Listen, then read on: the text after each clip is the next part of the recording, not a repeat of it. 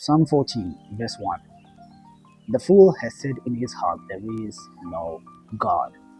And a few other things that the verse mentions beneath. But the bit to grab from this is understanding what the verse pre-assumes and what the verse presupposes.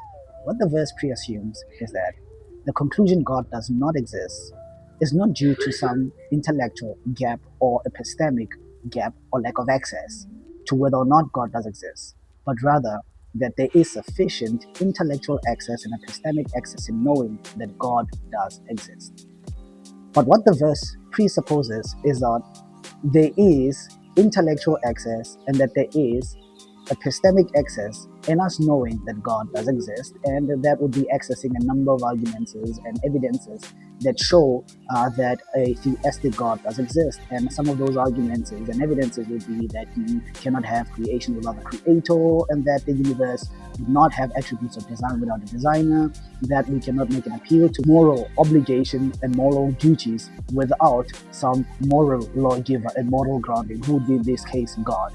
And if I were to extend this argument in making a case for Christianity, I would say that we would know that God exists as well through the resurrection of Christ Jesus. But it's important to understand what that verse presupposes. That the pre-assumption God does not exist is because of a heart issue and not because of an intellectual issue.